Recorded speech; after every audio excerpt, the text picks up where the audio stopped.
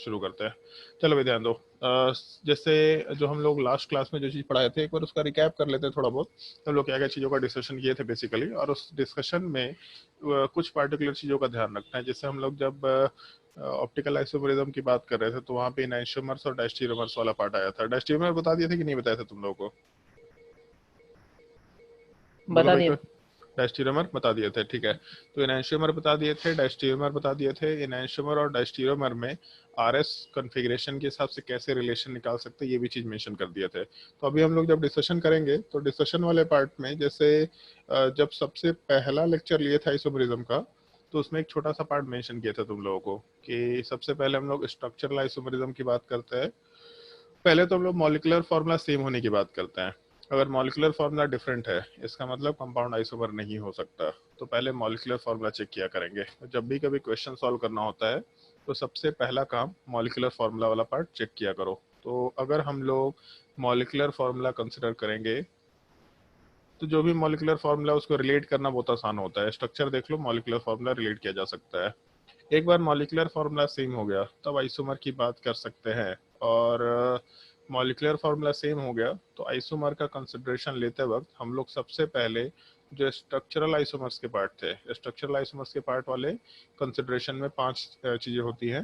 Functional group isomer, टाटोमर, उसके अलावा chain isomer, position isomer और मेटामर वाला पार्ट, उन 5 आइसोमर्स का डिस्कशन देखा करेंगे सबसे पहले। अगर वो भी चीज़ नहीं है, मतलब स्ट्रक्चर भी सेम है, molecular formula same, structure same, तब जाके हम लोग स्टीरियो आइसोमर की आराम से बात कर सकते हैं। और उस स्टीरियो आइसोमर वाले पार्ट में हम लोग आराम से इनैंशियोमर और डायस्टेरियोमर वाला पार्ट मेंशन करते हुए काम कर सकते हैं। तो जब भी कभी सवाल सॉल्व करना तो हमेशा इस ऑर्डर का थोड़ा ध्यान रखना। वैसे एक चीज़ है, जैसे इस ऑर्डर का ध्यान रखना थोड़ा कॉम्प्लिकेटेड होता है, मतलब इतना याद नहीं रख सकते हम लोग कि ऑर्डर वाले पार्ट में एक एक करके सारी चीज़ें चेक करें। तो जैसे अगर इन जनरल बोल रहे हैं ऐसा कोई रूल नहीं है, लेकिन अगर फिशर प्रोजेक्शन वाला पार्ट जो रखा होगा तो इन जनरल स्टीरियो आइसोमर का ही पार्ट होता है। इन जनरल कोई रूल नहीं है, बट फिशर प्रोजेक्शन दिया तो स्टीरियो आइसोमर का पार्ट होता है। लेकिन स्टीरियो आइसोमर के अलावा स्ट्रक्चरल आइसोमर भी हो सकता है, मॉलिक्यूलर फार्मूला वाला पार्ट भी डिफरेंट हो सकता है, बहुत तरह की पॉसिबिलिटी होती है। तो हम लोग चेक तो करेंगे सारी की सारी पॉसिबिलिटी, देखते हुए चेक करेंगे कि दोनों में स्ट्रक्चर सेम है कि डिफरेंट है कि क्या है। और अभी जो हम क्वेश्चन दे रहे हैं तुम लोगों को, अभी केवल तुम लोगों को स्टीरियो आइसोमर चेक करना है कि एनांशियोमर है कि डायस्टेरियोमर है। उसके बाद जिस क्वेश्चन से बोलेंगे अब सारी चीज़ों का ध्यान रखते हुए काम करना है, वहां से सारी चीज़ों का ध्यान रखते हुए काम करना होगा। और एक छोटा सा पॉइंट तुम लोग को मेंशन कर दिया था शायद से, मुझे जहाँ तक ध्यान है, all geometrical isomers are diastereomers. ये पॉइंट मेंशन किया था कभी? बताओ बताओ भाई, all geometrical isomers are diastereomers, ऐसा वर्ड मेंशन किया था कहीं पे? हाँ सर। डायस्टेरियोमर में ये मेंशन डेफिनेटली कर रखा होगा, ये एक पॉइंट का थोड़ा ध्यान रखना। तो अगर इन केस कहीं भी ज्योमेट्रिकल आइसोमर आता है तो वहां पे समझ लेना हम लोग को रिलेशन में डायस्टेरियोमर मेंशन करते हुए काम करना है। और एक छोटा सा पार्ट वहां मेंशन किया था, जैसे अगर एक कंपाउंड है वहां आर कन्फिग्रेशन है, एक कैरल सेंटर पे एक ही कैरल सेंटर है एक कंपाउंड में, दूसरे कंपाउंड में भी एक ही कैरल सेंटर है, तो उस केस में अगर दोनों में आर कन्फिग्रेशन है तो सेम कंपाउंड। अगर आर कन्फिग्रेशन सामने वाले पार्ट में एस कन्फिग्रेशन, तब उस केस में हम लोग इनैंशियोमर्स की बात करते हैं। इनफैक्ट बस सिंपली ये चीज बोला था, आर को अगर मिरर में देखते हैं तो एस दिखाई देता है, तो आर का मिरर इमेज एस या एस का मिरर इमेज आर।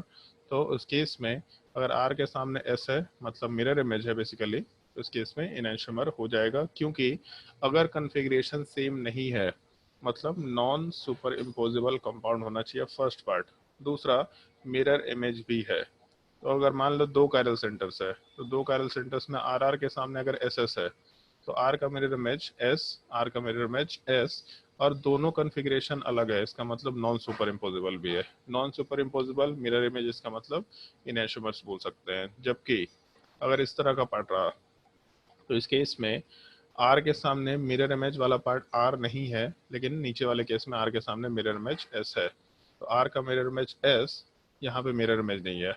और अगर सुपर इम्पोजिशन की बात करें तो आर वाला पार्ट आर पे फिट हो जाएगा लेकिन आर वाला पार्ट एस पे फिट नहीं होगा।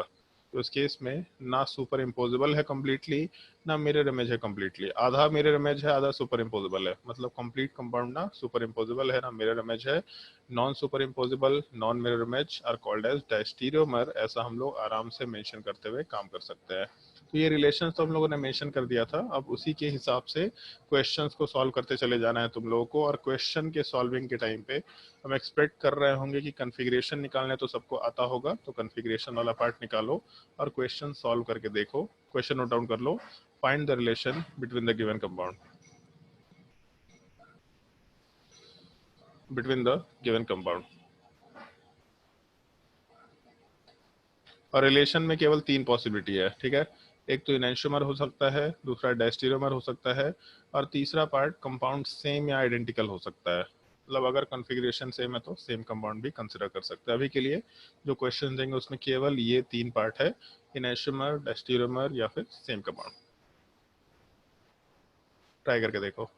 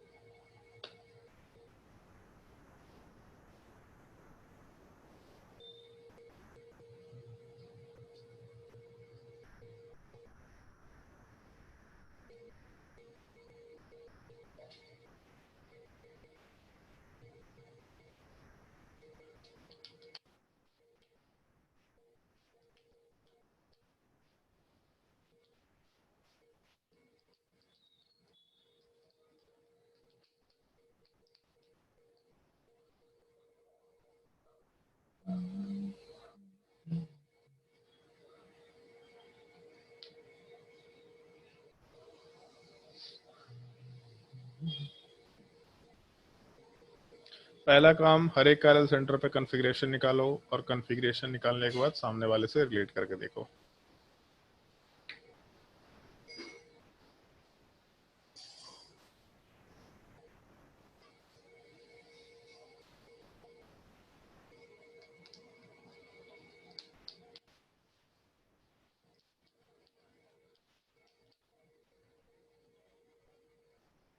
आदित्य गौतम, तो भी बड़े दिनों बाद दिखाई दिया है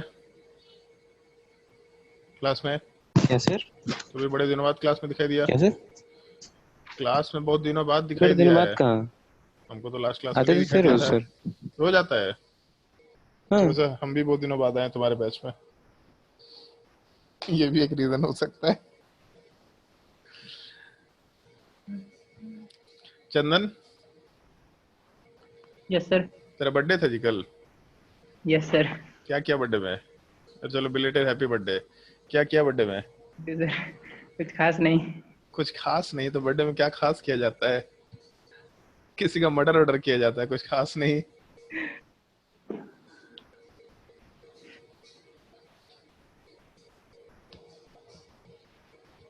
सर आपका भी बर्थडे आ रहा है। अरे यार, सोएंगे हम आराम से। उस दिन हम छुट्टी करेंगे, आराम से छुट्टी मार करके पूरा सोते रहेंगे, पूरे टाइम सोते रहेंगे, सुबह से शाम तक। बर्थडे बीत जाएगा तब जाके उठेंगे, ठीक है। Yes sir. बताओ भाई, सवाल जल्दी बताओ, क्या आंसर आएगा? बहुत दिनों बाद ये टॉपिक चल रहा है तो इसीलिए थोड़ा आराम से काम करेंगे, लेकिन इतना भी धीरे नहीं। तुषार बताइए, तुषार यस सर। कपूर, क्या आंसर होगा यस यहाँ सर। पे? पता नहीं सर। इतना मार मारेंगे ना तुमको पता नहीं सर। इसका कॉन्फ़िगरेशन बता मेरे को, यहाँ वाले का कार्बन का।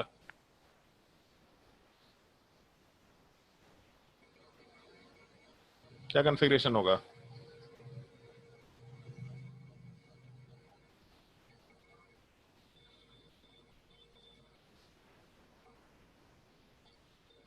बता भाई।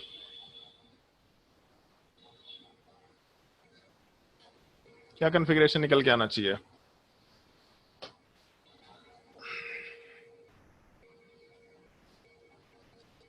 बोल ही नहीं रहा जी।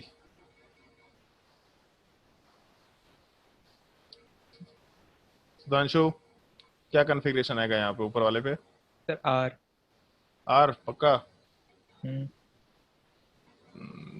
सब भूल भाल गया है नालायक लोग। चलो ध्यान दो। अगर हम लोग यहाँ वाले पार्ट पे कॉन्फ़िगरेशन निकाले तो जैसे यहाँ Cl दे रखा, इधर H दे रखा, ऊपर CH3 दे रखा और नीचे वाले पार्ट में Cl CH3 H।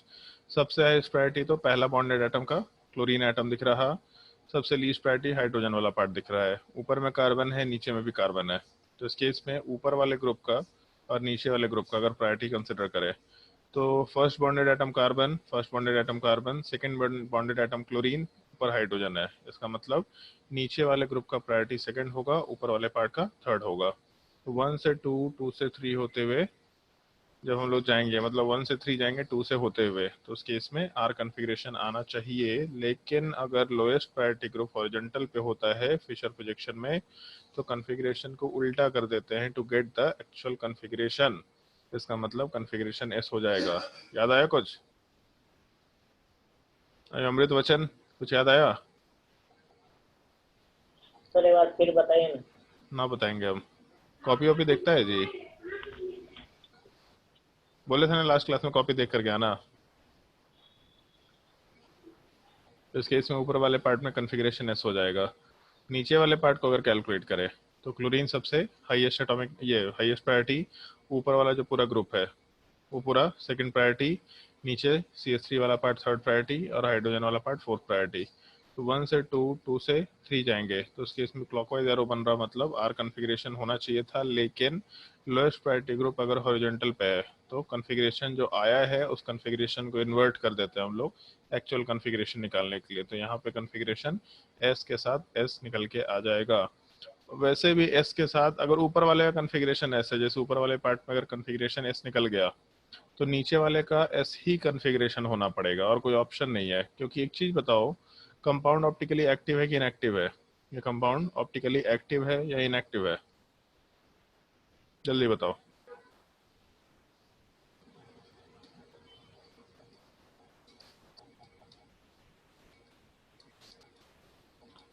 अरे बताओ रे जल्दी, कंपाउंड ऑप्टिकली एक्टिव है कि इनएक्टिव है? सब भूल भाल गया तुम लोग का टेस्ट में आ रहा है नेजिकल ऑप्टिकल आइसोमर। कल ही टेस्ट ले लेंगे अब तुम लोगों का, हम परसों भी नहीं लेंगे। ऑप्टिकली एक्टिव है। एक्टिव है, सेंटर ऑफ सिमेट्री नहीं दिख रहा इधर। अरे कल्पना, ऑप्टिकली एक्टिव है कि इनएक्टिव है? बोलो जल्दी।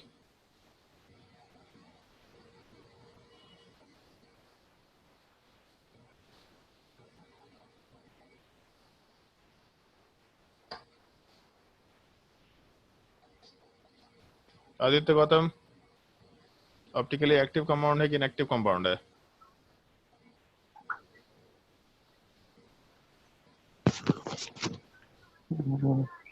भूल गए? Yes sir. Chandan sir active है। पक्का? हाँ, क्यों? क्योंकि सर फिशर्स प्रोजेक्शन में सेंटर ऑफ सिमेट्री नहीं होता है। और नहीं होता तो पीओएस है कि नहीं, है कैसे पता चलेगा? पीओएस ए- देखना। एक छोटा सा ट्रिक बताया था तुम लोगों को।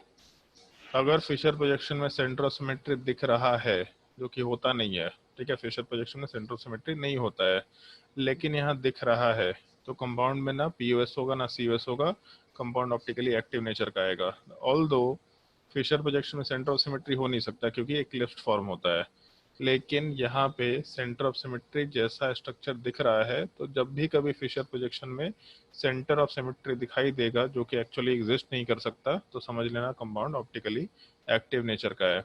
तो कंपाउंड ऑप्टिकली एक्टिव है, इसका मतलब कंपाउंड में ना पीओएस है ना सीओएस है।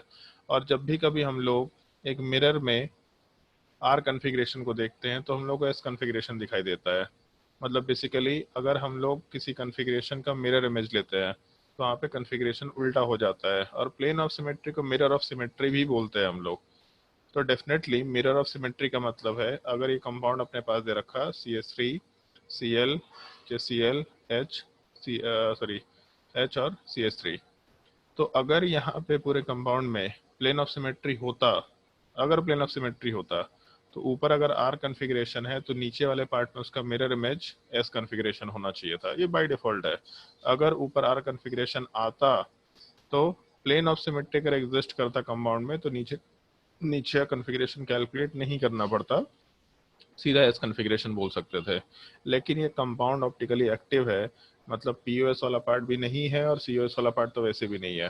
तो अगर ये दोनों में से कोई भी स्ट्रक्चर नहीं है, इसका मतलब अगर ऊपर आर कन्फिग्रेशन है और नीचे सिमेट्रिकल स्ट्रक्चर है, तो इसका मतलब नीचे एस कन्फिग्रेशन कभी भी नहीं हो सकता, नीचे आर ही कन्फिग्रेशन निकल के आना पड़ेगा, क्योंकि जैसे ही एस हो गया तो ऊपर का पार्ट और नीचे का पार्ट एक दूसरे का मिरर इमेज निकल के आएगा, मतलब कंपाउंड में प्लेन ऑफ सिमेट्री एग्जिस्ट करना शुरू कर जाएगा।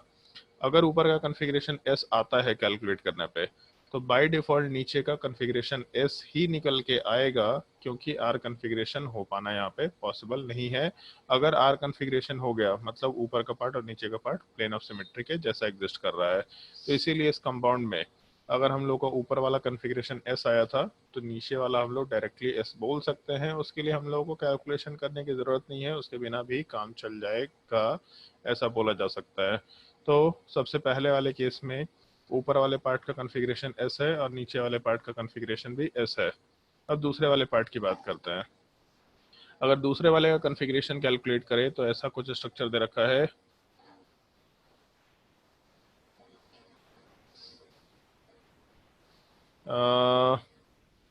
मुस्कान बताओ भाई, क्या कॉन्फ़िगरेशन होगा इसमें? आर होगा। क्या होगा ऊपर वाले में? आर। और नीचे वाले में? आर। अभी जस्ट मेंशन किया कंपाउंड वाला पार्ट, इसमें भी सेंटर ऑफ सिमेट्री दिख रहा है, मतलब ऑप्टिकली एक्टिव है कंपाउंड। अगर ऑप्टिकली एक्टिव है तो सेंटर ऑफ सिमेट्री भी नहीं होगा, पीओएस भी नहीं होगा, मतलब ऊपर का पार्ट और नीचे का पार्ट मिरर इमेज नहीं हो सकता। अगर ऊपर का कॉन्फ़िगरेशन आर है तो नीचे का एस नहीं हो सकता, क्योंकि एस होता तो मिरर इमेज निकल के आता, तो नीचे का कॉन्फ़िगरेशन आर निकल के आएगा। तो ऊपर वाले केस में जो सेकंड कंपाउंड है इसका कॉन्फ़िगरेशन आर आर निकल के आ गया। तो पहले वाले केस में एस एस कॉन्फ़िगरेशन, दूसरे वाले केस में आर आर कॉन्फ़िगरेशन, एस का मिरर इमेज आर, एस का मिरर इमेज आर, और दोनों एक दूसरे के ऊपर सुपर इम्पोज कर नहीं सकता क्योंकि कॉन्फ़िगरेशन चेंज हो चुका है। तो इस केस में हम लोगों का ये पूरा का पूरा पार्ट दूसरे वाले पूरे के पूरे पार्ट का मिरर इमेज है। तो इसका मतलब non super imposable mirror image दोनों को हम लोग आराम से इनएंशियोमर बोलते हुए काम कर सकते हैं। तो पहले वाले केस में अपना आंसर इनएंशियोमर निकल के आ जाएगा। इसे कोई डाउट है तो पूछ लो।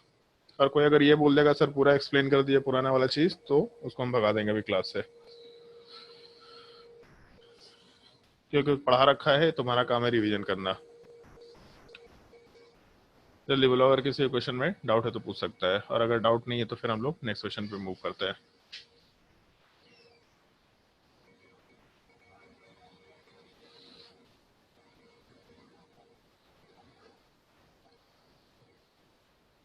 ट्राई करके देखो सवाल।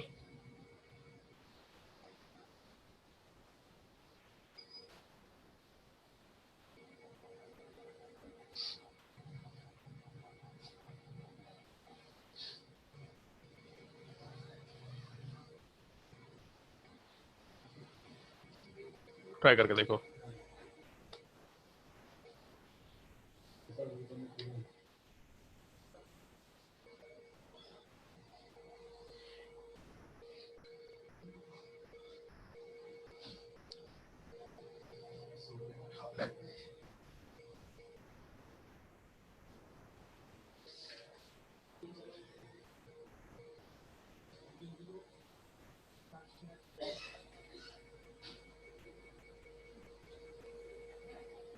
क्या हो गया?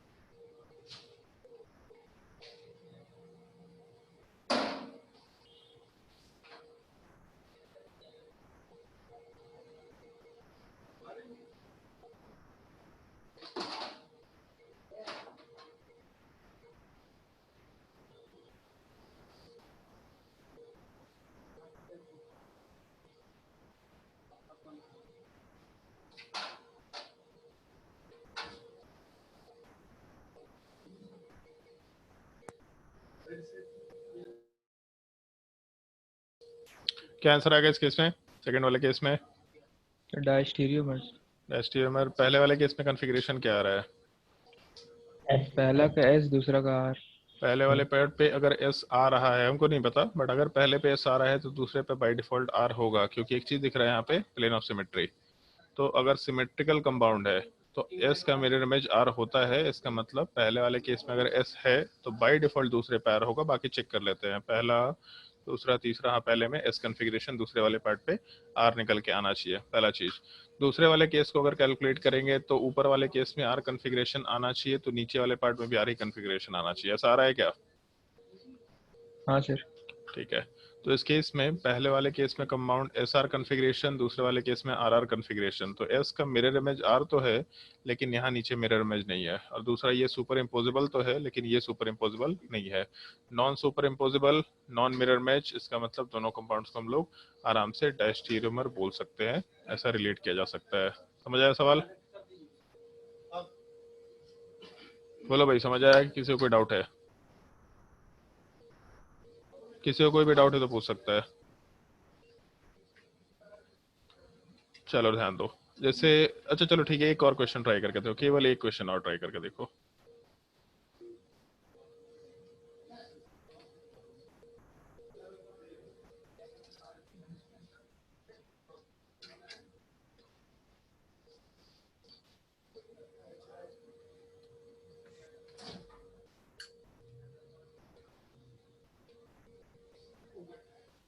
ट्राई करके देखो।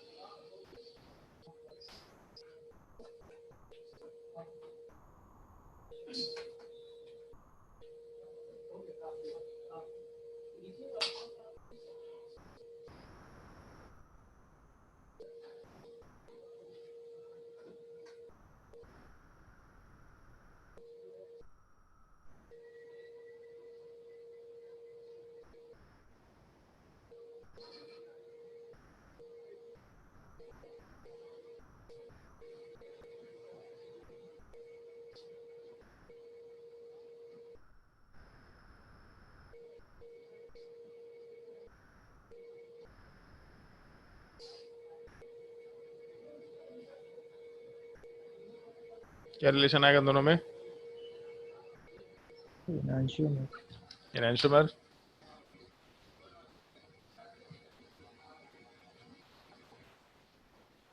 ये कौन आ गया? एस एस कौन है भाई? एस एस हाँ भाई, एस एस कौन है? हाँ सर, मैं हूँ सोनाली। अच्छा, नाम तो सोनाली रखा करे, अलग ही शॉर्ट कोड रख देते हैं सब। केमिस्ट्री का एब्रिविएशन चल रहा है जी तुम्हारा, या बायो का? इन दोनों में रिलेशन कोई बोला है एनांशियोमर, और हम बोल रहे हैं सेम। तुम लोगों को बहुत सारे कैलकुलेशंस या कंसिडरेशंस बताए थे ऑप्टिकल आइसोमरिज्म वाले पार्ट में। जैसे एक चीज होता है, इस तरह का गलती हम लोग नॉर्मली करते भी हैं, इसीलिए हम कोई दूसरा तरीका बताएंगे तुम लोगों को इस पार्टिकुलर पार्ट को रिलेट करने का। जैसे मान लो पहले वाले कंपाउंड को देखते हैं, तो पहला वाला कंपाउंड ऑप्टिकली एक्टिव है कि इनएक्टिव है? बस ये बताओ। कंपाउंड पहला वाला पार्ट ऑप्टिकली एक्टिव है कि इनएक्टिव है? इनएक्टिव है।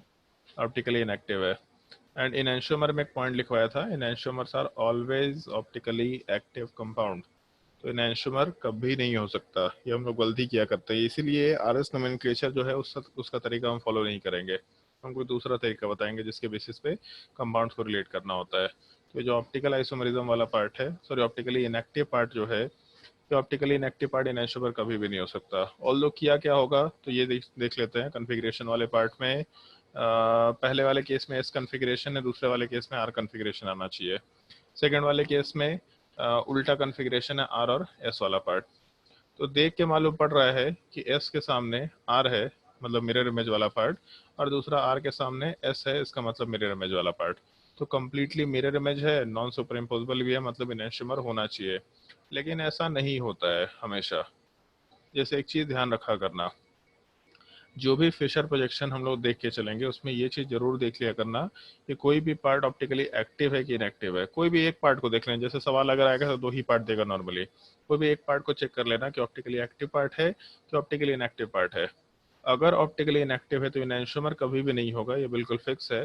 बाकी एक चीज देखो, अगर मान लो हम लोग ये सेकेंड वाले स्ट्रक्चर को, ये सेकेंड स्ट्रक्चर को प्लेन ऑफ पेपर में 180 डिग्री रोटेट करते हैं, प्लेन ऑफ पेपर में 180 डिग्री रोटेट कर रहा है, तो जब 180 डिग्री रोटेशन करेंगे, क्योंकि फिशर प्रोजेक्शन को हम लोग प्लेन ऑफ पेपर में रोटेशन करा सकते हैं, तो 180 डिग्री रोटेशन का मतलब है कि एच वाला पार्ट नीचे आएगा, ये एच वाला पार्ट ऊपर का डायरेक्शन, मतलब ऐसा, ये एच वाला पार्ट नीचे जाएगा, ये एच वाला पार्ट ऊपर जाएगा, तो रहेगा तो एच और एच ही। दूसरा CH3 वाला पार्ट रोटेट होकर के फ्लोरीन की तरफ जाएगा, फ्लोरीन वाला पार्ट 180 डिग्री CH3 की तरफ जाएगा, तो F और CH3। फिर उसके बाद ये फ्लोरीन वाला पार्ट रोटेट होकर के इधर आएगा और CH3 वाला पार्ट 180 डिग्री फ्लोरीन की तरफ जाएगा। तो ऐसा कुछ स्ट्रक्चर आना चाहिए। तो अगर ढंग से देखो तो ये दोनों स्ट्रक्चर सेम नहीं है क्या, पहला स्ट्रक्चर और लास्ट स्ट्रक्चर, ये दोनों स्ट्रक्चर सेम दिख रहे हैं हमको, क्योंकि लेफ्ट साइड में दोनों में FF दे रखा, ऊपर नीचे हाइड्रोजन हाइड्रोजन है, CH3 राइट साइड में दे रखा। तो ऐसा जरूरी नहीं है कि हमेशा कंपाउंड वाले पार्ट में कॉन्फ़िगरेशन के हिसाब से रिलेट करके आंसर सही आता है, उसमें इस तरह का गलती हो सकता है जहाँ पे कंपाउंड में शुरू का पार्ट जो है वो ऑप्टिकली इनएक्टिव है, दूसरा पार्ट भी ऑप्टिकली इनएक्टिव है, और प्लेन ऑफ पेपर में अगर 180 डिग्री से रोटेशन करा रहे हैं तो कंपाउंड सेम निकल के आ रहा है। तो उस केस में अगर सेम कंपाउंड है तो इनैंशियोमर नहीं हो सकता। ऑल्सो अगर ऑप्टिकली इनएक्टिव कंपाउंड है तो इस केस में भी इनैंशियोमर कभी भी नहीं हो सकता। ऑप्टिकली इनएक्टिव कंपाउंड कभी भी इनैंशियोमर्स का फॉर्मेशन नहीं करा सकता है, ऑलवेज ऑप्टिकली एक्टिव ही रहना चाहिए इनैंशियोमर वाला पार्ट, इस एक चीज का ध्यान रखना है। तो जैसे क्वेश्चन को नोट कर लो पहले, उसके बाद हम एक और तरीका मेंशन करेंगे क्वेश्चन को सॉल्व करने का। इनफैक्ट जो तरीका हम मेंशन करेंगे ये एक ट्रिक है, ये ट्रिक वाला पार्ट ध्यान रखना। और ये ट्रिक कोई ये नहीं है, कोई रूल नहीं है, ठीक है, मेरा खुद का बनाया हुआ ट्रिक है। एक बार हम गलती से ये चीज़ को सीख लिए थे कि ऐसा गलती करने से भी मेरा आंसर आ जा रहा था, इस वजह से हम ये चीज़ को सीख पाए थे। और हम ये ट्रिक यूज़ करेंगे तो फास्टली काम होगा। जैसे कन्फिग्रेशन निकाल के काम कर रहे हैं, ये निकालने की ज़रूरत नहीं है। दूसरा, कन्फिग्रेशन को निकाल के अगर काम कर भी रहे हैं तो भी उस केस में हम लोग गलती कर बैठ रहे हैं। अगर हम वो ट्रिक यूज़ करेंगे तो कभी कोई गलती होने के चांसेस नहीं है। क्या कर सकते हैं उस चीज़ की बात करते हैं। जैसे पहला वाला जो स्ट्रक्चर है इसको हम थोड़ा नीचे सेलेक्ट करके डाल देते हैं। एक सेकंड रुक जाओ, अरे एक मिनट,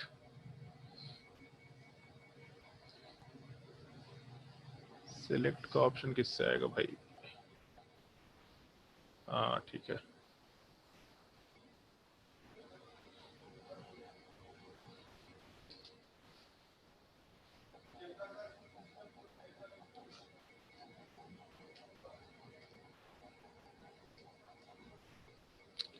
चलो ध्यान दो। मान लो मेरा ये सवाल दे रखा है, ठीक है, और इसको हमको सॉल्व करना था। जो सबसे पहला नंबर क्वेश्चन था इसको सॉल्व करना था। तो हम लोग क्या किए, यहाँ कॉन्फ़िगरेशन निकाले, कॉन्फ़िगरेशन निकालने के बाद रिलेट किए। बट मेरे हिसाब से तुम लोगों को स्विचिंग वाला पार्ट याद होगा। एक स्विच करते हैं तो क्या होता है, बताओ चंदन, एक स्विच करते हैं तो क्या होता है? एक स्विच करते हैं तो कॉन्फ़िगरेशन पे क्या फर्क पड़ता है, कुछ याद है? अमृत, एक स्विच करते हैं तो कॉन्फ़िगरेशन पे क्या फर्क पड़ता है? चेंज हो जाता है। कॉन्फ़िगरेशन इन्वर्ट हो जाता है ना। तो हम लोग स्विचिंग वाला पार्ट यूज करेंगे। इनफैक्ट तुम्हारे एनसीईआरटी में आरएस कॉन्फ़िगरेशन दे भी नहीं रखा है। एनसीईआरटी के हिसाब से आरएस कॉन्फ़िगरेशन सवाल सिलेबस का पार्ट नहीं है। तो हम एक काम करते हैं, हमको नहीं मालूम कॉन्फ़िगरेशन क्या है, ठीक है, हमको नहीं मालूम, हम मान लेते हैं कि कॉन्फ़िगरेशन वाला पार्ट एसएस है। हम एजम्पशन करके चल रहे हैं, हमको मालूम नहीं है कि कॉन्फ़िगरेशन क्या है, बस हम एजम्पशन करके चल रहे हैं कि कॉन्फ़िगरेशन वाला पार्ट एसएस है, ठीक है, बस सिंपल एजम्पशन है। अब एक चीज देखो, ऊपर वाले पार्ट को रिलेट करते हैं। जैसे अगर हम लोग ऊपर वाले कार्बन को रिलेट करना शुरू करें तो इसमें एक चीज दिखाई देगा, एटम पे क्लोरीन है, यहाँ भी क्लोरीन है, CH3 है, यहाँ भी CH3 है, H और यहाँ भी H है। तो इसका मतलब सामने वाले पार्ट को रिलेट किया जा सकता है। तो अगर हम लोग का यहाँ का कॉन्फ़िगरेशन S है, सामने वाले को रिलेट करना शुरू करे तो इस केस में एक चीज है, क्लोरीन अपने जगह पे नहीं है, H भी अपने जगह पे नहीं है, CH3 अपने जगह पे है। तो अगर एक ग्रुप अपने जगह पे है, दो ग्रुप अपने जगह पे नहीं है, मतलब कितना स्विच हो गया, बताओ भाई? दो ग्रुप अपने जगह पे नहीं है, जबकि एक ग्रुप अपने जगह पे, मतलब CH3 जहाँ था वहीं का वहीं मिल गया, बट क्लोरीन जहाँ था वहाँ पे नहीं है, हाइड्रोजन जहाँ था वहाँ पे नहीं है। तो दो ग्रुप अगर अपने जगह पे नहीं है तो कितने स्विचेस हो गए, कितना इंटरचेंज हो गया? 3 स्विच। अब एक सर गधा 1। गधा आदमी, मान ले एक चेयर है, ठीक है, और दूसरा एक और चेयर है, चल 3 चेयर ले लेते हैं तुम्हारी जिंदगी आसान करने के लिए। मान ले 3 चेयर है, ठीक है, तो यहाँ पे आदमी ए बैठा हुआ है, यहाँ पे बी बैठा हुआ है, यहाँ पे सी बैठा हुआ है, ठीक है। फिर एक नया सिचुएशन लेकर के आए कि पहले वाले चेयर पे बी बैठा हुआ है, दूसरे वाले चेयर पे ए बैठा हुआ है, तीसरे वाले चेयर पे सी बैठा हुआ है। तो कितने लोग अपना जगह एक्सचेंज किए, कितना स्विच हुआ? तो सी वाला पार्ट अपने जगह पे है तो कोई एक्सचेंज नहीं हुआ, ए और बी अपने आपस में जगह चेंज कर लिए, तो कितना एक्सचेंज किया, कितना जगह चेंज हुआ? एक स्विच। 3 स्विच कहाँ से लेकर के आ गया? मतलब ए को बी के जगह पे डालने के लिए 3 बार स्विच करना पड़ेगा क्या? ए वाला पार्ट बी की जगह पे गया, बी वाला पार्ट ए की जगह पे आ गया। कैसे घटिया था जवाब देता है भाई। तो इस केस में हम लोगों का ऊपर में दो ग्रुप अगर अपने पोजीशन पे नहीं है तो एक स्विच, और अगर एक स्विच होता है तो कॉन्फ़िगरेशन इन्वर्ट हो जाता है, मतलब एस के जगह पे कॉन्फ़िगरेशन आर मेंशन कर सकते हैं। नीचे वाले पार्ट की बात करते हैं। नीचे वाले पार्ट में भी CH3 अपने जगह पे है, H और Cl अपने जगह पे नहीं है। इसका मतलब फिर से दो ग्रुप अपने जगह पे नहीं है तो एक स्विच। हमेशा ध्यान रखना, अगर दो ग्रुप अपने जगह पे नहीं है तो एक स्विच, अगर 3 ग्रुप अपने जगह पे नहीं है तो इस केस में बाय डिफॉल्ट 2 स्विच कंसिडर कर लेना, ठीक है। तो नीचे वाले पार्ट में हम लोगों का जो कॉन्फ़िगरेशन वाला पार्ट है, यहाँ पे भी दो एक स्विच है, इसका मतलब आर हो जाएगा। तो हमको नहीं पता कि मेरा कॉन्फ़िगरेशन क्या है, हमको कुछ नहीं मालूम कॉन्फ़िगरेशन क्या है, बस हम मान लिए कुछ भी। लेकिन सामने वाले पार्ट में अगर हम लोग स्विचिंग के हिसाब से काम करें तो वहाँ से हम लोगों का कॉन्फ़िगरेशन जो कुछ भी रहेगा, पहले वाले केस में जो कुछ भी मानेंगे उसके रिस्पेक्ट में हम लोग का कॉन्फ़िगरेशन वाला पार्ट जस्ट इन्वर्टेड आ रहा है। मतलब पहले वाले में एसएस कॉन्फ़िगरेशन माने थे तो दूसरे वाले में आरआर कॉन्फ़िगरेशन आ गया। तो इसका सामने आर मतलब मिरर इमेज, इसके सामने आर मतलब मिरर इमेज, और non super imposable mirror image. इसका मतलब कंपाउंड वाला पार्ट को हम लोग आराम से इनैंशियोमर बोल सकते हैं, क्योंकि पहला वाला पार्ट ऑप्टिकली एक्टिव नेचर का था। तो ऑप्टिकल एक्टिविटी चेक कर लिया करना, ये बहुत जरूरी केस होता है। अगर कंपाउंड ऑप्टिकली एक्टिव है, ऐसा कॉन्फ़िगरेशन कंसिडर करके चले, तो आराम से अपना आंसर निकल के आ गया और आंसर को डिस्कस कर सकते हैं इनैंशियोमर। जैसे मान लो सेकंड वाले क्वेश्चन की बात करते हैं, तो सेकंड वाले केस में पूरा ही सिलेक्ट कर ले क्या? चलो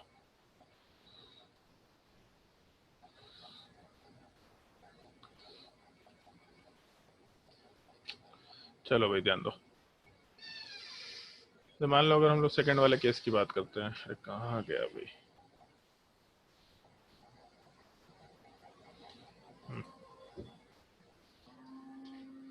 हाँ चलो ध्यान दो। जैसे अगर हम लोग सेकंड वाले केस की बात करें तो सेकंड वाले केस पे हम लोग के पास ये कंसिडरेशन है, मालूम तो था कि अपने पास आंसर क्या है, बट हम आंसर के हिसाब से नहीं चल रहे, ठीक है। हमको कुछ नहीं मालूम, हमको बस आंसर निकालना है। तो हमें काम करते हैं, कंपाउंड वाले पार्ट में कॉन्फ़िगरेशन मान लेते हैं क्या है। तो हमको कुछ नहीं मालूम, हम मान लेते हैं कॉन्फ़िगरेशन आ रहा है, एजम्पशन लेके चल रहा था, अपने को आंसर से मतलब नहीं है, एग्जैक्टली कॉन्फ़िगरेशन से मतलब नहीं है। तो सामने वाले पार्ट को जब रिलेट करना शुरू करेंगे तो पहले वाले कंपाउंड में OH वाला पार्ट अपने जगह पे नहीं दिख रहा, दूसरे कंपाउंड में H वाला पार्ट अपने जगह पे नहीं दिख रहा, CH3 अपने जगह पे दिख रहा है।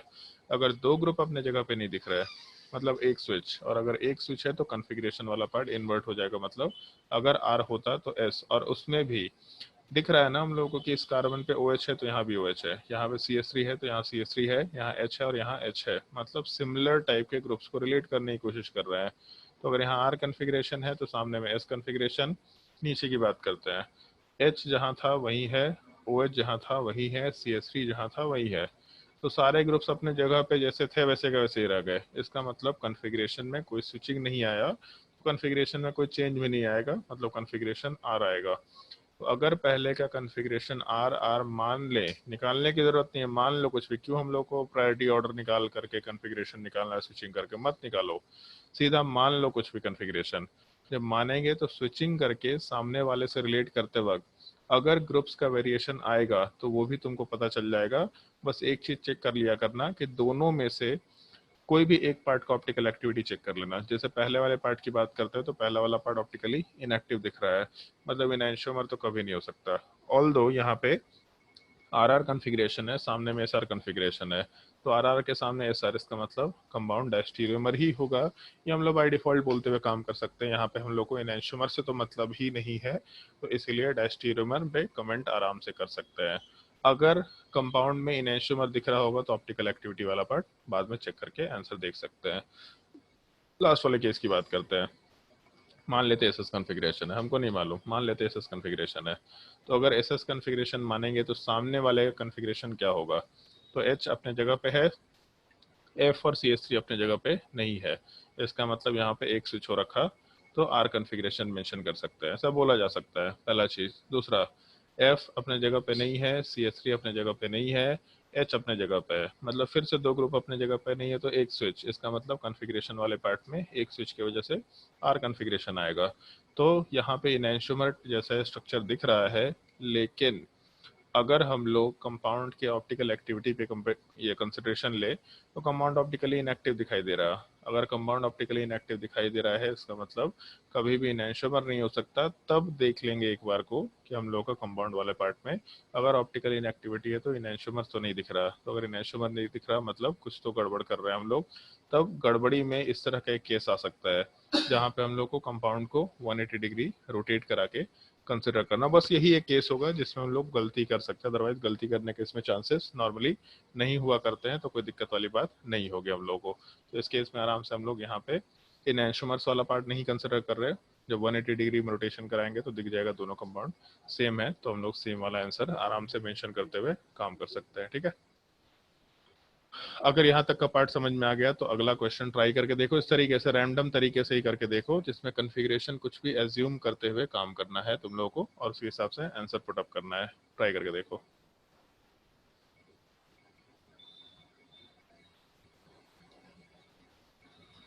कॉन्फ़िगरेशन कैलकुलेट मत करना, बट एज्यूम कर लेना कि कॉन्फ़िगरेशन क्या होगा। और हमेशा उन कायरल सेंटर्स को रिलेट करना जिन पे ग्रुप सेम टाइप के हैं। मतलब मान लो कि अगर यहाँ पे ऐसा लेके चलते हैं हम लोग,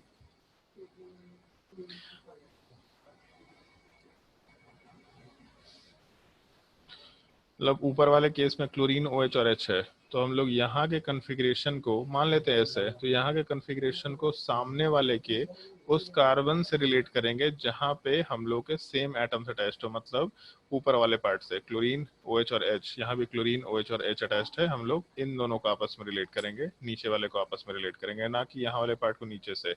लेकिन कभी कभी होता है कि ऊपर वाले पार्ट को नीचे वाले पार्ट से रिलेट करना होता है, क्योंकि हम लोग कंपाउंड को फिशर प्रोजेक्शन में 180 डिग्री रोटेट कर सकते हैं, तो इसीलिए उस तरह का सवाल दिया जा सकता है, ध्यान रखना होता है। ट्राई करके देखो। क्वेश्चन नंबर 4, क्वेश्चन नंबर 5 भी नोट डाउन कर लो। पहले क्वेश्चन नंबर 4 नोट डाउन कर लो, ट्राई करके बाद में देखना।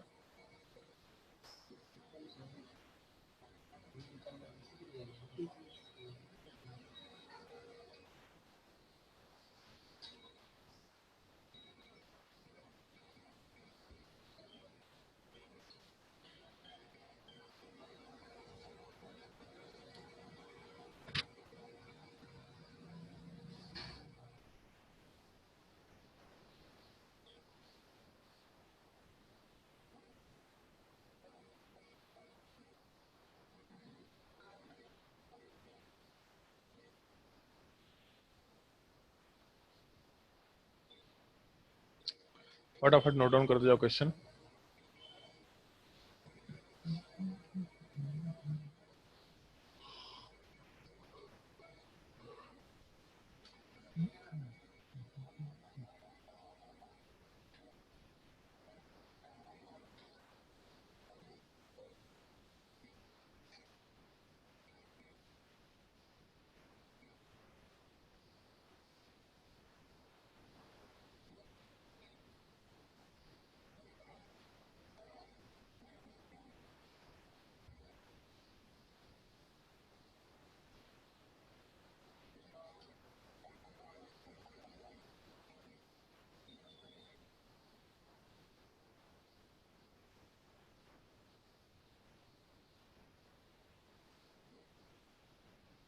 ट्राई करके देखो क्वेश्चन नंबर 4, 5, 6। 3 क्वेश्चन है तो 6 मिनट का टाइम दे रहा है।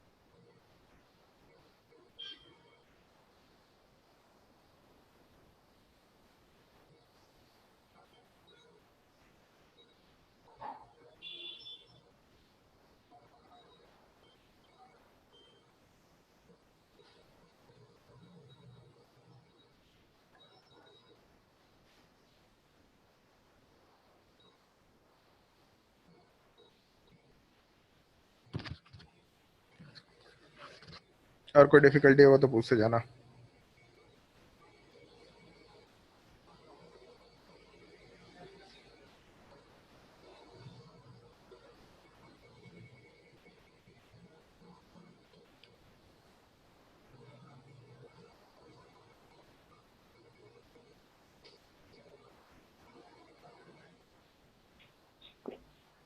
चार ग्रुप के लिए 3 स्विच सर।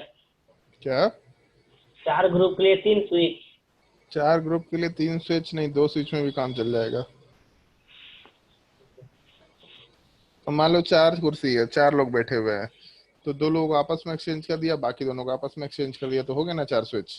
तो 4 ग्रुप का चेंज 2 ही स्विच में। हाँ।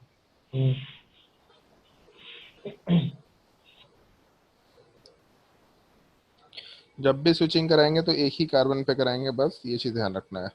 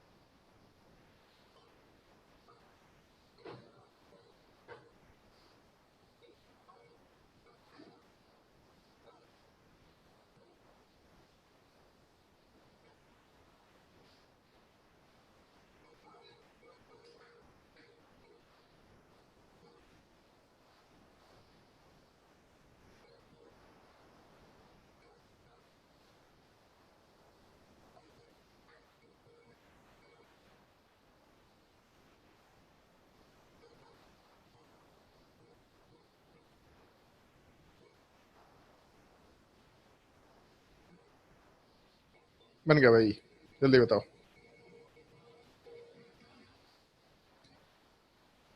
कैमरा बंद हो गया था क्या?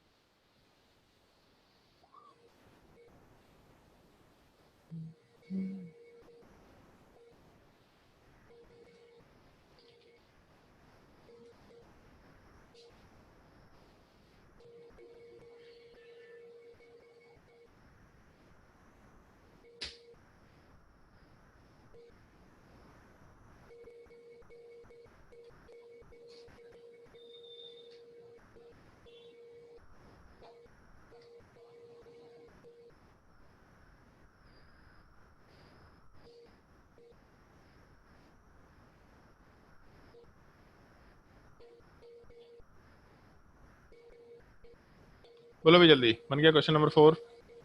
Yes sir. क्वेश्चन नंबर 4 वाले पार्ट का आंसर हम बताते हैं।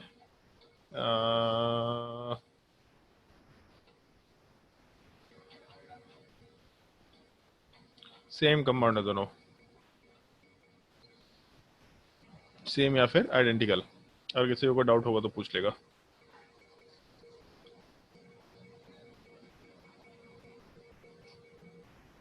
जिसको भी डाउट होगा पूछते चले जाना। सर डाउट है। चलो ध्यान दो, मान लेते हैं एसएस कॉन्फ़िगरेशन है, ठीक है। तो सामने वाले पार्ट में कॉन्फ़िगरेशन क्या आएगा? कितना स्विच दिख रहा है ऊपर वाले कार्बन पे?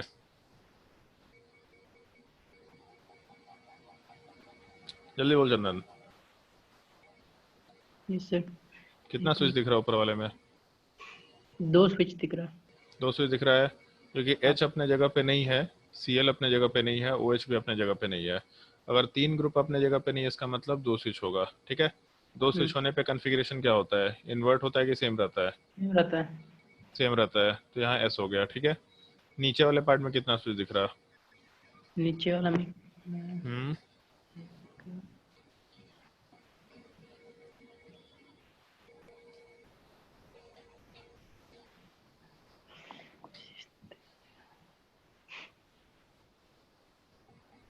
अरे बस ये देख लो ना, ग्रुप अपने पोजीशंस पे है कि नहीं है। H अपने पोजीशन पे है क्या?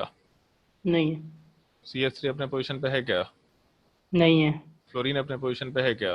नहीं है। 3 ग्रुप अपने पोजीशन पे नहीं है, कितना स्विच हो गया?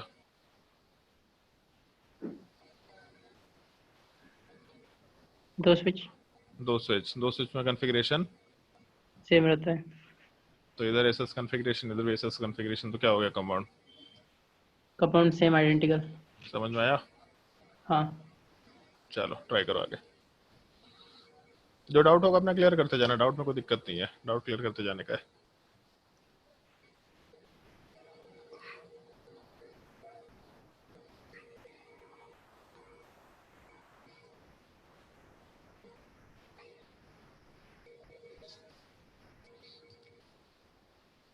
सर अपने मन से कुछ भी मान सकते हैं, एसएस हाँ, की जगह पे वही आरआर। तो बताया कि तुमको ये ट्रिक बताया है कि कुछ भी मान लो, ठीक है, ताकि रिलेटिवली जब कंपेयर करेंगे तो गलती के चांसेस कम हो जाएंगे, और थोड़ा फास्ट है ये मेथड, ठीक है। कॉन्फ़िगरेशन कैलकुलेट करके काम करेंगे तो फिर तो दोनों में कॉन्फ़िगरेशन कैलकुलेट करना पड़ेगा। हम क्यों कैलकुलेट करें अगर अपने को स्विचिंग मालूम है तो? कुछ भी मान लो, जो मानना है मान लो। आरआर क्या है? एसएस मान लो, एसआर मान लो, आरएस मान लो, जो मन में मानना है मान लो।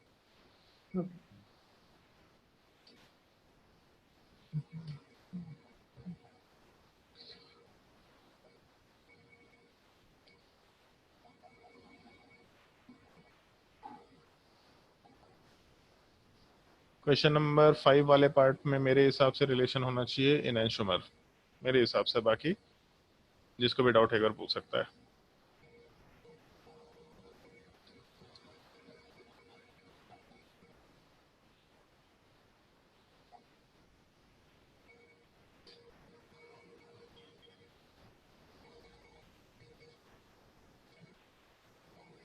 पूछ लो भाई, जो भी डाउट है पूछ लो। क्वेश्चन नंबर 6 में सर जो नीचे वाले में सर फ्लोरीन का पोजीशन तो सेम हो रहा है, लेकिन हाँ, हाइड्रोजन का और CH3 का उल्टा हो जा रहा है। तो कितना स्विच हो गया?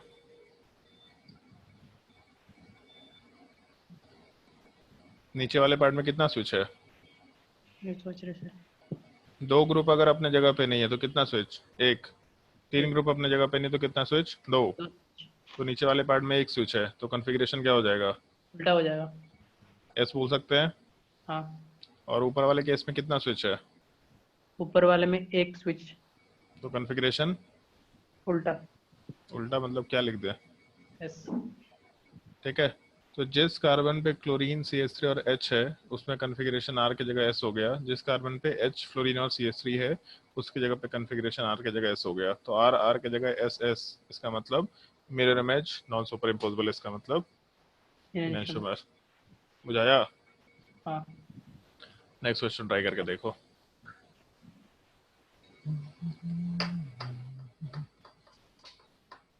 गर्मी बढ़ गया है 2-3 दिन से, कोरोना भी बढ़ गया और गर्मी भी बढ़ गया है।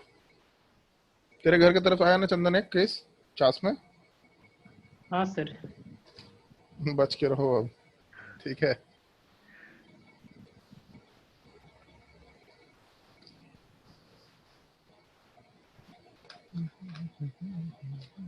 पहले तो बोलता था कि गर्मी बढ़ेगा तो हट जाएगा। अरे यार सब व्हाट्सएप न्यूज में पता नहीं क्या क्या क्या क्या दिखाते रहते हैं, कुछ भी दिखाते रहते हैं व्हाट्सएप न्यूज में।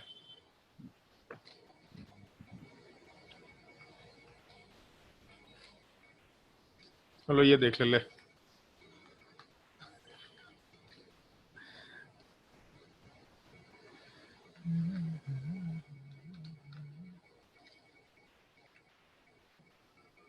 कौन दिया था ये हमको मालूम नहीं, कोई स्टूडेंट ही दिया था लास्ट ईयर। क्या है सर इसमें? कुछ स्माइली वाला वो है, ऐसे कुछ कुछ होते रहता है ऐसा। खाली टाइम में बैठ करके मूड सही रखने का अच्छा तरीका है। बताओ भाई, क्वेश्चन नंबर 6 में आंसर क्या होना चाहिए? सेम। सेम? पक्का सेम? जब कंपैरिजन कर रहे थे तो कंपैरिजन करते वक्त कुछ बुझाया नहीं तुम लोगों को कि ऊपर में एच जहां था, एच तो दिख ही नहीं रहा है, नीचे में एच दिख रहा है, वहाँ लेकिन पे ऊपर में एफ है, ये ऊपर ही दिख रहा है, ओ एच भी ऊपर में ही दिखाई दे रहा है। जबकि नीचे वाले पार्ट में जहाँ ड्यूटेरियम है उसके साथ क्लोरीन और CH3, जबकि यहाँ हाइड्रोजन के साथ क्लोरीन और CH3 है। स्विचिंग करने का तरीका इसलिए बताते हैं हम क्योंकि स्विचिंग करने से ये गलती पकड़ में आ सकता है। हम लोग नॉर्मली करते क्या है, ऊपर का कॉन्फ़िगरेशन निकालेंगे, मान लो RS निकल के आ गया, मान लेते हैं RS निकल के आ गया, सामने वाले पार्ट में SR निकल के आ गया, तो बोल देंगे सीधा कि दोनों के दोनों एनैंटियोमर है। लेकिन जब स्विचिंग करेंगे तो स्विचिंग में देखना पड़ेगा ना कि ग्रुप कहाँ पे है। तो यहाँ H है, ऊपर में कहीं भी H है नहीं, तो ये क्या हो गया नहीं मालूम, कुछ तो गड़बड़ हुआ है। नीचे वाले पार्ट में H दिखने लग गया, लेकिन ऊपर में फ्लोरीन है जो ऊपर ही दिखाई दे रहा है। तो दिख रहा है कि जिस कार्बन से H अटैच था उससे फ्लोरीन अटैच होना चाहिए, जबकि नीचे वाले केस में या दूसरे वाले केस में जहां से फ्लोरीन अटैच्ड है, H उस पे ना अटैच होकर कहीं और वाले कार्बन पे अटैच्ड है। तो इसका मतलब कुछ तो गड़बड़ हो गया है। तो गड़बड़ वाला पार्ट ये है पोजिशनल आइसोमर वाला पार्ट। जिस कार्बन पे OH और फ्लोरीन है वो तो ठीक है यहाँ पे, लेकिन ड्यूटेरियम वाला पार्ट और हाइड्रोजन वाला पार्ट अपना पोजीशन एक्सचेंज कर लिया है। जिस कार्बन से ड्यूटेरियम अटैच था उस कार्बन की जगह पे दूसरे कार्बन पे चला गया और हाइड्रोजन दूसरे कार्बन पे चला गया। तो अगर ड्यूटेरियम अपना पोजीशन चेंज कर लिया तो इसका मतलब स्ट्रक्चर कंपाउंड का चेंज हो चुका है। अगर स्ट्रक्चर चेंज हो गया तो पोजिशनल आइसोमर वर्ड यूज करेंगे, ना कि हम लोग ये इनैंशियोमर या डायस्टेरियोमर वर्ड यूज किया करेंगे। इस एक चीज का ध्यान रखते हुए काम करना है, जो कि हम लोग स्विचिंग के टाइम पे आराम से कंसिडर कर सकते हैं। अगर किसी को नहीं समझ में आया होगा तो आराम से पूछ सकता है, और अगर समझ आ गया तो नेक्स्ट क्वेश्चन पे मूव करेंगे हम लोग। क्वेश्चन नंबर 7 ट्राई करके देखो, और 7 नंबर क्वेश्चन में बिना कन्फिग्रेशन निकाले आंसर नहीं निकाल सकते। जैसे अगर मान लो सवाल में एक फिशर प्रोजेक्शन दे रखा, ठीक है, मान लेते हैं एक सवाल वाले पार्ट में एक फिशर प्रोजेक्शन दे रखा, और दूसरा हम लोग के पास ये दे रखा है, क्या बोलते हैं, वेज डैश प्रोजेक्शन दे रखा। ये हो सकता है जब भी कभी दो अलग अलग प्रोजेक्शन दे रखे होंगे, तब उस केस में फिर अपने पास कोई ऑप्शन नहीं है, तब अपने पास बिना कॉन्फ़िगरेशन निकाले हुए कंसिडरेशन लेने का कोई ऑप्शन नहीं है। इस एक चीज का थोड़ा ध्यान रखते हुए काम करना है। तो इस केस में मान लो जैसे ऐसा स्ट्रक्चर दे रखा, मान लो ये स्ट्रक्चर दे रखा, तो इस केस में जिस कार्बन पे फ्लोरीन CH3 और H है वो यहाँ पे नीचे है। इसका मतलब नीचे का जो भी कन्फिग्रेशन आएगा उस नीचे का कन्फिग्रेशन को इस कार्बन के कन्फिग्रेशन से रिलेट करेंगे। और जिस कार्बन पे CH3 OH और H है यहाँ राइट साइड वाले कार्बन में है, मतलब यहाँ के कन्फिग्रेशन को इस वाले पार्ट के कन्फिग्रेशन से रिलेट करेंगे। और यहाँ स्विचिंग तो बोल नहीं सकते क्योंकि एक जगह फिशर प्रोजेक्शन एक जगह वेज डैश प्रोजेक्शन है, तो बिना अब कन्फिग्रेशन निकाले आंसर नहीं निकाल सकते। एक बार ट्राई करके देखो इसमें आंसर क्या निकल के आना चाहिए। ट्राई करके देखो सवाल। सबसे डिफिकल्ट फॉर्म ऑफ सवाल जो तुम लोगों को पूछा जा सकता है वो एग्जैक्टली यही सवाल होगा। बाकी जो भी सवाल पूछेंगे ऊपर के जो 3-4 क्वेश्चंस कराए उसी फॉर्मेट में पूछे जाने चाहिए।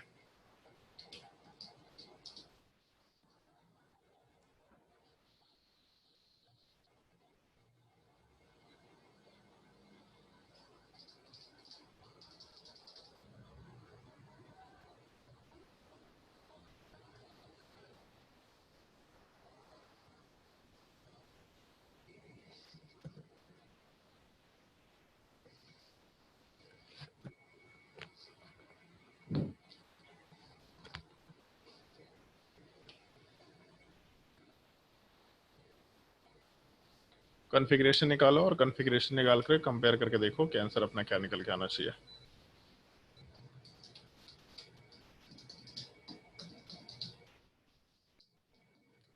तुम लोग को ऑर्गेनिक केमिस्ट्री में वर्कशीट मिल गया था ना पूरा 1 से लेकर 24 तक? Yes sir. 1 से लेकर 24 में एक क्वेश्चन होगा, एक एक्सरसाइज होगा, find the relation between the given compounds. तो फाइंड द रिलेशन में इनैंशियोमर डायस्टेरियोमर सेम कंपाउंड, उस पूरे एक्सरसाइज को सॉल्व कर लेना है। और जिसको भी डाउट होगा नेक्स्ट क्लास में डिस्कशन करेंगे। सबसे शुरुआत में आज का क्लास हम थोड़ा शॉर्ट रख रहे हैं क्योंकि इससे रिलेटेड तुम लोगों को क्वेश्चंस ढंग से प्रैक्टिस करने होंगे, आराम से भी प्रैक्टिस कर सकते हो क्वेश्चंस। फिर उसके बाद नेक्स्ट क्लास में मीजो कंपाउंड वाला पार्ट क्या होता है, अमाइन इन्वर्जन क्या होता है, ये दोनों टॉपिक डिस्कस करेंगे। और उसके बाद फिर स्टीरियो आइसोमर्स का काउंटिंग कैसे कर सकते हैं, इस चीज का डिस्कशन करेंगे। पहले क्वेश्चन नंबर 7 डिस्कस कर लेते हैं।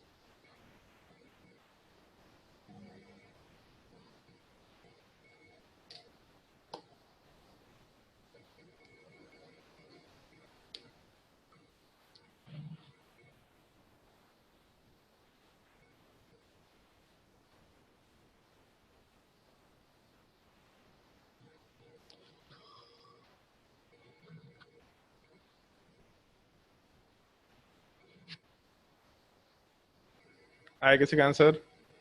किसी का भी? सर सेम होगा। सेम कंपाउंड है,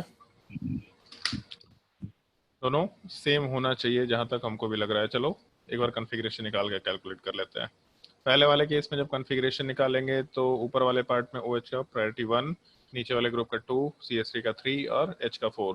1 से 2 होते हुए 3 जाएंगे तो R होना चाहिए, लेकिन हाइड्रोजन डैश्ड पे है, सॉरी मतलब हॉरिजॉन्टल लाइन पे, मतलब S कॉन्फ़िगरेशन।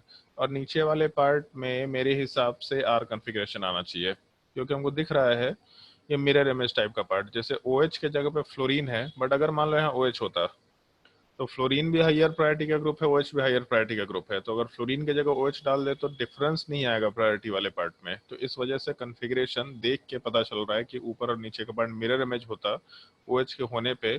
तो अगर OH को हम लोग फ्लोरीन से रिप्लेस भी कर दे तो प्रायोरिटी चेंज नहीं हो रहा, मतलब प्रायोरिटी में कोई वेरिएशन नहीं आया। मिरर इमेज एस की जगह नीचे आर कॉन्फ़िगरेशन रिलेट किया जा सकता है। बाकी ये चीज तुम लोगों को प्रैक्टिस करते करते अपने आप समझ में आएगा, अभी इतना आसानी से नहीं समझ में आना इस चीज को। दूसरे वाले केस की जब बात करेंगे तो OH वाला पार्ट हाईएस्ट प्रायोरिटी, ये जो ग्रुप है second priority, CH3 third priority, OH से 1 से 2, 2 से 3। एंटी क्लॉकवाइज अगर मूव करेंगे तो इस केस में कॉन्फ़िगरेशन वाला पार्ट S निकल के आएगा क्योंकि लोएस्ट प्रायोरिटी ग्रुप वाला पार्ट डैश लाइन पे है। और पहले वाले केस में फ्लोरीन हाईएस्ट प्रायोरिटी, ये ग्रुप सेकंड प्रायोरिटी, CH3 वाला पार्ट थर्ड प्रायोरिटी, 1 से 2, 2 से होते हुए 3 जाएंगे तो इस केस में क्लॉकवाइज एरो, इसका मतलब कॉन्फ़िगरेशन लोएस्ट प्रायोरिटी ग्रुप वाला पार्ट डैश पे है, आर कॉन्फ़िगरेशन कंसिडर कर सकते हैं। तो इस केस में जिस कार्बन पे फ्लोरीन CH3 और H है उधर कॉन्फ़िगरेशन R है दोनों में, जिस कार्बन पे OH CH3 और H है उसका कॉन्फ़िगरेशन दूसरे वाले केस में भी दोनों में SS निकल के आ रखा। तो सिमिलर टाइप के कार्बन का कायरल सेंटर का कॉन्फ़िगरेशन अगर सेम है तो सेम कंपाउंड वर्ड आराम से मेंशन करते हुए काम कर सकते हैं। यहाँ तक के पार्ट में अगर किसी को कोई डाउट है तो आराम से पूछ सकता है। और अगर डाउट नहीं है तो जो तुम लोगों को वर्कशीट दिया गया था, अगर वो वर्कशीट नहीं होगा तो एक बार हमको रिमाइंड करा देना, तुम लोगों को वर्कशीट हम भिजवा देंगे। फाइल बस सर्च करना पड़ेगा कहाँ पे, और उस वर्कशीट के जिस पार्ट में क्वेश्चन दे रखा होगा find the relation between the given compounds, उस क्वेश्चन को सॉल्व करना है। कुछ डिफिकल्ट क्वेश्चन है उसमें, वो तुम्हारे लेवल के नहीं है, बट फिर भी ट्राई करके देखना ताकि तुम लोग को कंसेप्ट वाला पार्ट आसानी से क्लियर हो। और 1 से लेके 7 तक में अगर अभी कोई डाउट है या पुराने ऑप्टिकल आइसोमरिज्म से रिलेटेड कोई अगर डाउट है तो अभी पूछ सकते हैं, अदरवाइज क्लास यहीं पे आज एंड करेंगे हम लोग और नेक्स्ट क्लास में नया टॉपिक शुरू करेंगे।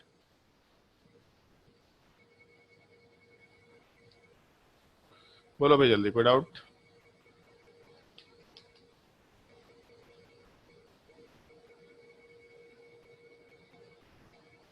कोई डाउट नहीं है किसी को?